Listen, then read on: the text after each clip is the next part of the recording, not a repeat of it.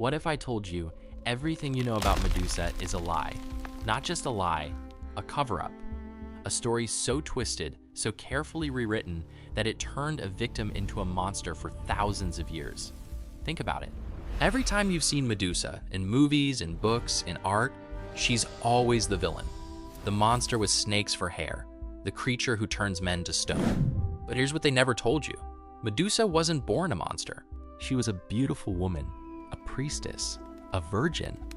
And the only reason she became a monster was because she was raped in the temple of Athena by a god. And when she cried out for help, the goddess didn't punish her rapist. She punished Medusa. She cursed her. She made her hideous. She made her a monster. So the question is, why do we remember Medusa as the villain and not Poseidon? Why do we celebrate Perseus as a hero for killing a woman who was already a victim? And why, for over 2,000 years, has the story been told to make us fear her instead of pity her? Because this isn't just a myth. This is the first recorded case of victim blaming in human history. And today, we're going to uncover the truth. Let's start with the story they don't tell you in school. Medusa was born beautiful. Not just beautiful, stunning.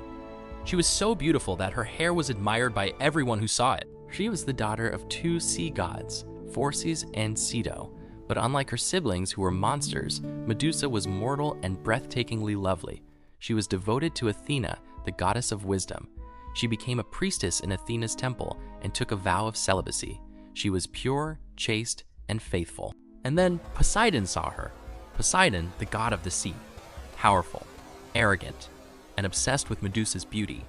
According to the Roman poet Ovid, Medusa rejected Poseidon's advances repeatedly. She was committed to her vow. She refused him again and again. But Poseidon wasn't used to rejection. He became angry. And then he took what he wanted. He raped Medusa in Athena's temple, right in front of the goddess's statue. Medusa ran to the temple seeking protection, but Poseidon caught her and violated her there. Now, stop and think about this. A woman is assaulted by a god in a sacred place while she was doing nothing wrong. What should happen next?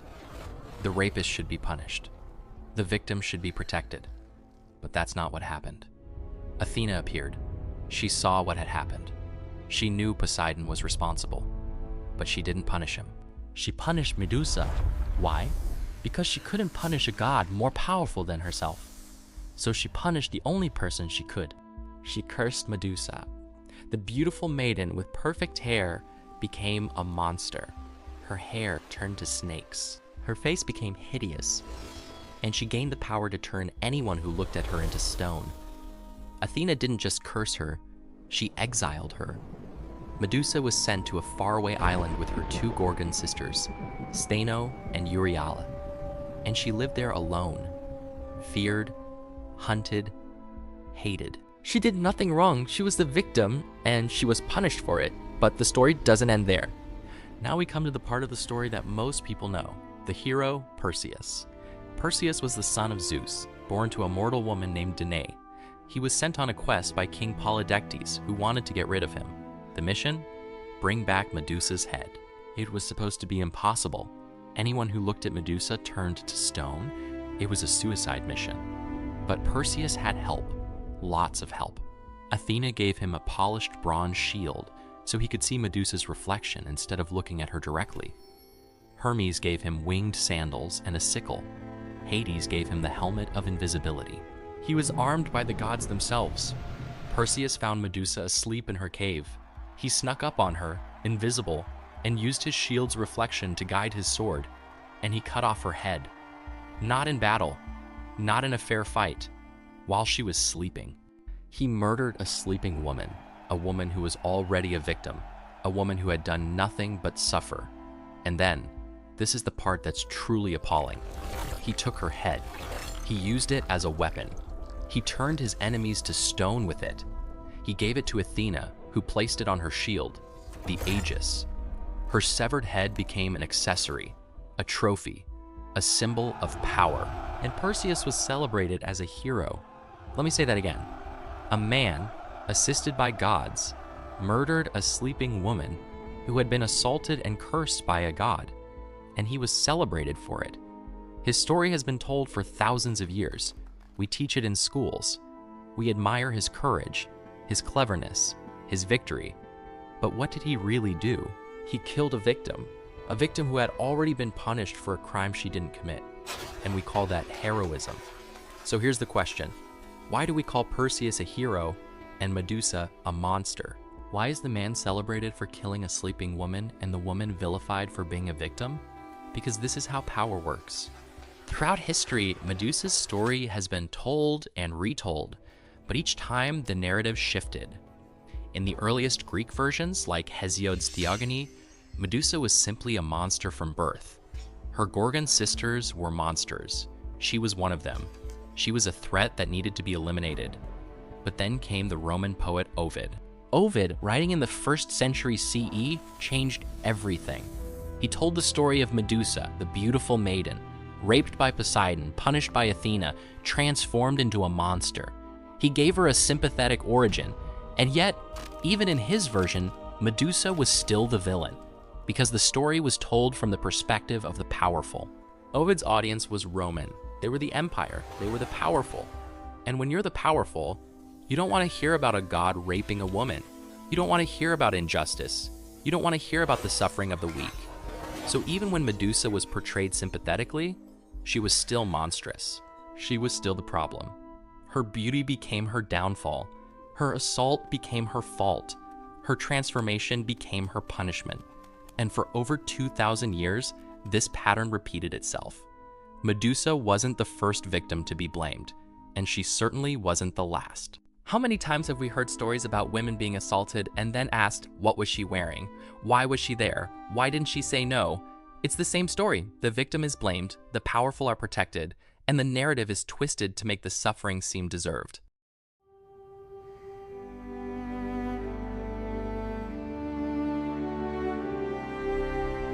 Medusa wasn't a monster. She was a woman who was betrayed by the very goddess she served, who was assaulted by a god no one dared to oppose, and who was ultimately killed while she slept for a crime she didn't commit.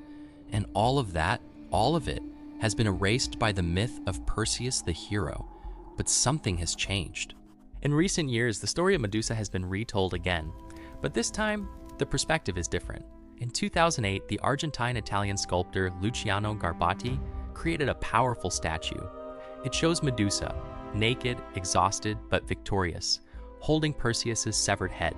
It's a reimagining of Benvenuto Cellini's famous 16th century sculpture of Perseus holding Medusa's head. But here, the roles are reversed. Medusa stands tall, her snakes are calm, her eyes are not terrifying, they're sorrowful. She looks at the head she holds with a mixture of relief and grief. This statue has become a symbol of the #MeToo movement, a symbol of women fighting back against their oppressors, a symbol of justice delayed, but not denied. In 2020, the statue was installed in Manhattan, right across from the courthouse where Harvey Weinstein was tried. The message was clear. Medusa's story isn't just ancient history, it's our story. It's the story of every woman who has been blamed for being assaulted. It's the story of every victim who was punished while the perpetrator walked free. It's the story of every survivor who was called a liar until they weren't. Medusa has become a feminist icon, not because she was a monster, but because she was a victim who was finally allowed to tell her own story. In modern retellings, from Pat Barker's Medusa to Natalie Haynes's Stone Blind, Medusa is no longer a villain. She's a woman, a survivor, a mother, a victim, and she finally gets to speak. So here's the truth. Medusa didn't turn people to stone because she was evil. She turned people to stone because she was cursed. Cursed by a goddess who was too afraid to punish a god. Cursed by a system that protected the powerful and blamed the weak. And the worst part, we've been telling the wrong story for thousands of years. So let me ask you this. If the story of Medusa is a lie, if it's been twisted and rewritten for thousands of years to blame the victim and celebrate the powerful, what other stories have been twisted? What other victims have been made into villains? What other monsters were actually just people? Medusa's story matters. It matters because it's not just about ancient Greece. It's about every time we blame the victim instead of the perpetrator. It's about every time we celebrate the powerful instead of the powerless. It's about every time we tell a story from the wrong perspective. The truth is, Medusa was not a monster. She was a victim who was punished for someone else's crime. A victim whose pain was erased by the hero who killed her. A victim whose story has been used to justify injustice for 2,000 years. And now, we're finally telling the truth. So here's the question. If you could rewrite one story from history, one villain who was actually a victim, who would it be? Tell me in the comments. And if this story changed the way you think about Medusa, share it with someone who needs to hear the truth, because myths aren't just stories, they're lessons.